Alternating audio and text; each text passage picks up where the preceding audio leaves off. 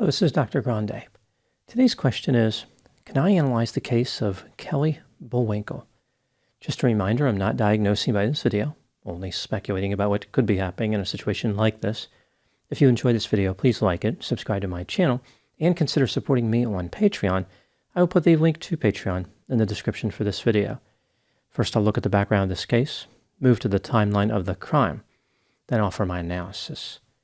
Kelly Bullwinkle was born in California on June 8, 1985. Her mother separated from her father when Kelly was 3. Kelly lived with her mother and one of her mother's friends. At the age of 14, Kelly started attending Redlands East Valley High School. She was described as a deep thinker who liked to write. Kelly spent a lot of time alone and was a bit of an outsider. When Kelly was a junior, she became friends with a senior named Kinsey Nordman, who had established an LGBT club in the high school. Both Kelly and Kinsey identified as bisexual. They were in a group with 2 other people, Elodie Romero and Damian Guerrero. Elodie and Damian were in an on-again, off-again relationship. Damian had a number of narcissistic characteristics like a sense of entitlement, grandiosity, and arrogance. The group of 4 were considered outcasts, but their relationships with each other were fairly strong, at least for a while. Kinsey and Damian graduated from high school in 2002. Kelly and Kinsey went to Kelly's prom together. They were not a romantic couple, but they wanted to create some drama and get a reaction. In the spring of 2003, Kelly and Elodie graduated from high school. Not long before this, Kelly started an on-again, off-again relationship with Damian. Elodie did not know what was happening for certain, but she suspected that Kelly was seeing Damian. Even though Damian and Elodie were on-again, off-again themselves, Elodie was upset by this. Elodie and Kelly considered each other to be romantic rivals. Evidently, neither one of them stepped back to examine their own behavior long enough to realize who they were competing for.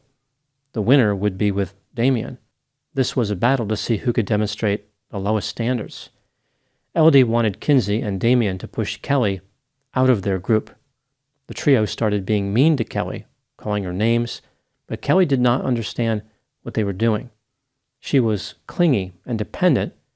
She kept trying to stay in the group despite being mistreated by them.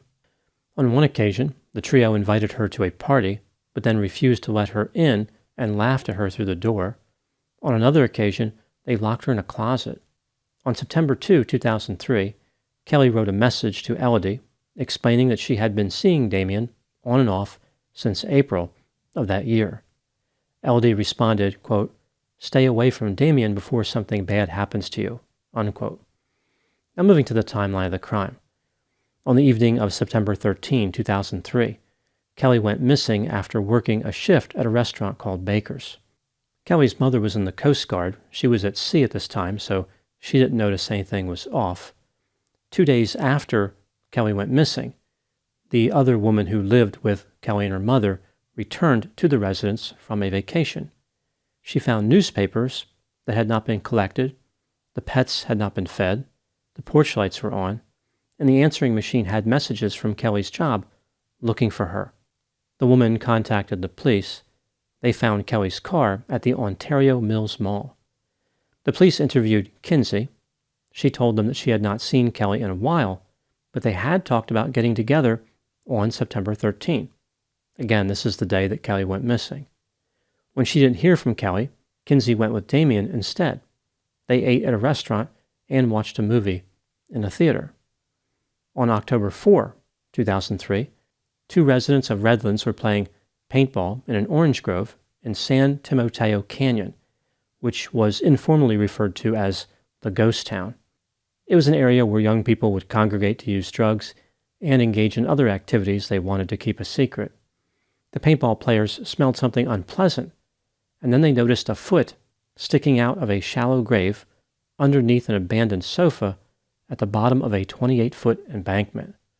They notified the police, who eventually identified the body as belonging to Kelly.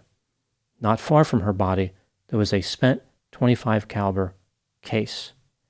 Kelly had been shot twice in the head. The first shot grazed her head the second shot was fatal. She was wearing the same clothes that she was wearing during her last shift at Baker's. The police once again interviewed Kinsey. She gave them a story about two men who may have committed the murder. The police discovered that both the men had alibis. The police spoke to Elodie Romero, and she supplied them with an alibi. They confirmed her alibi, and she was ruled out as a potential suspect. Someone who knew Damien told the police that he had seen a small silver gun in the glove compartment of Damien's vehicle. The police spoke to Damien about this.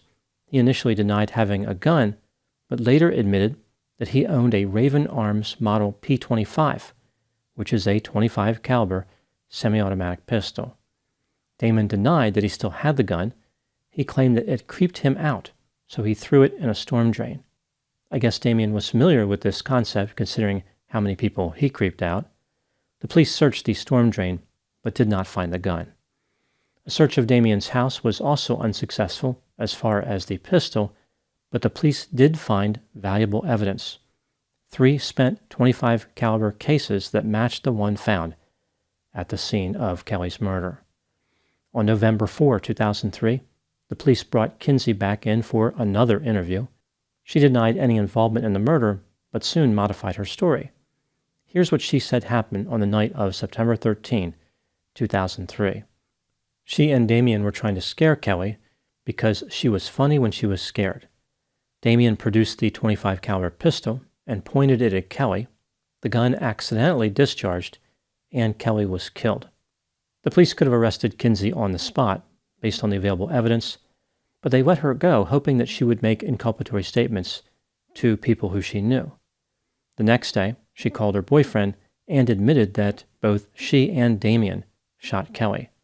The boyfriend notified the police. I guess he was giving up on the romantic relationship, probably because of the murder part. The police stopped a vehicle Kinsey was traveling in and placed her under arrest. Damien was arrested at a movie theater watching Matrix Revolutions.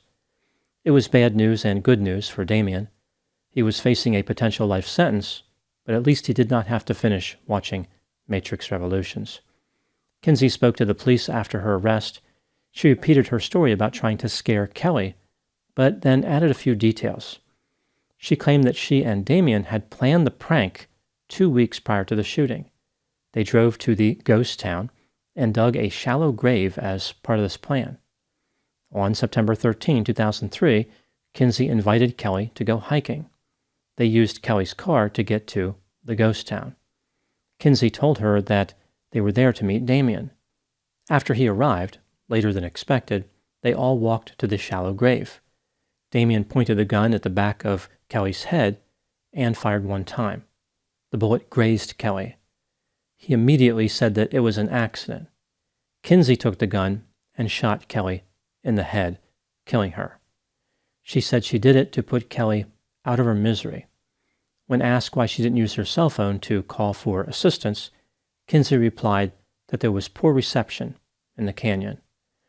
After making an effort to conceal the body, the killers fled the scene. Kinsey drove Kelly's car to the mall, where it was later found. Damien met her there with clean clothes. They had dinner at a Denny's restaurant and then went to a movie theater.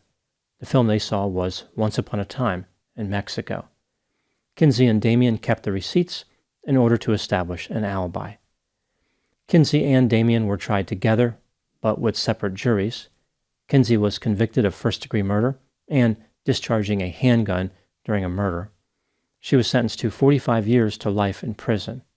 She will be eligible for parole in 2026. Damien's trial resulted in a mistrial. The jury deadlocked 11-1 in favor of convicting him. In 2008, he pleaded guilty to second-degree murder and was sentenced to 15 years to life in prison. Damien was denied parole in 2018. He was granted parole in 2019, but the governor of California reversed the parole board's decision. He was denied parole again in 2021.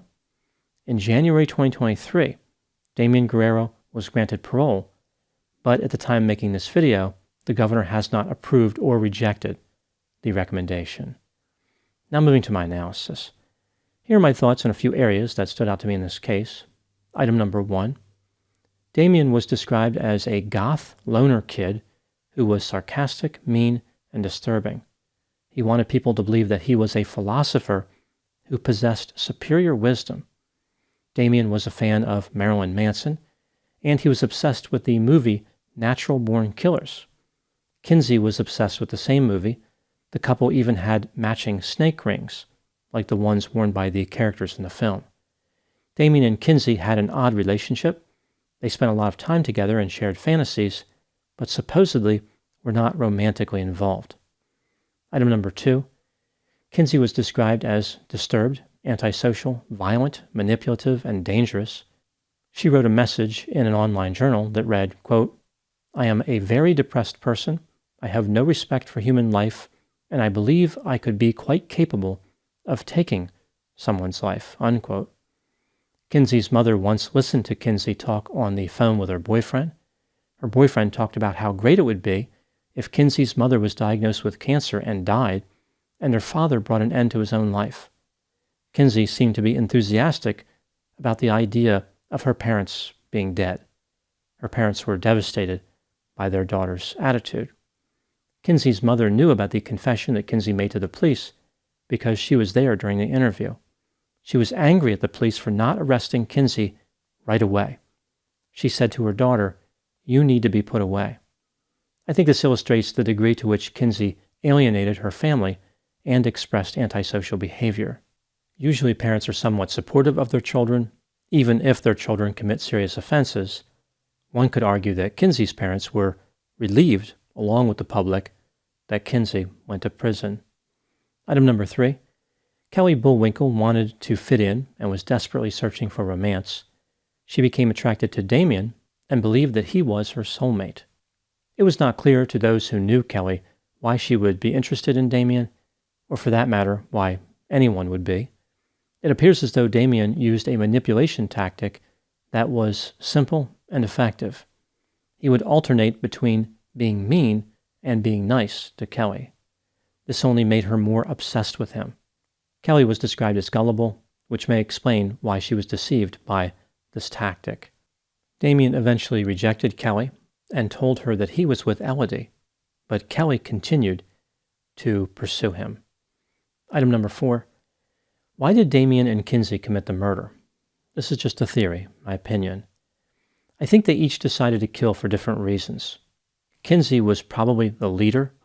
She simply had a desire to kill a human being, and Kelly was an easy target.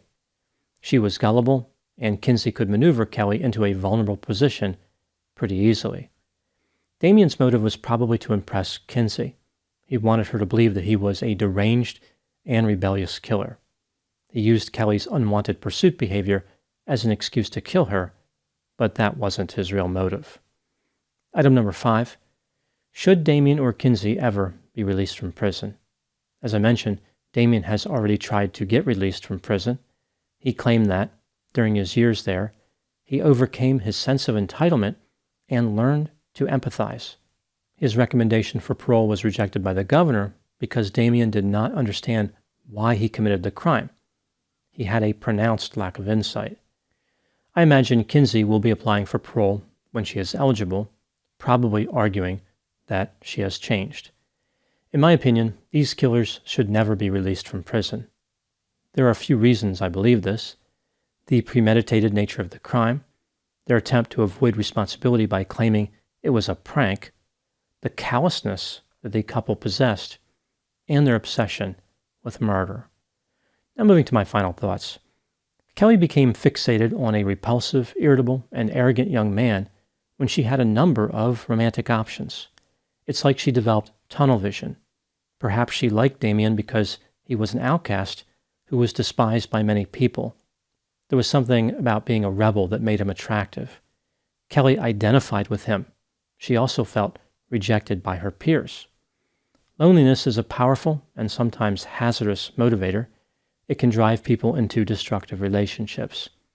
They tend to forget that the pain of being lonely is less severe than the pain of being with an antisocial partner. Those are my thoughts in the case of Kelly Bullwinkle.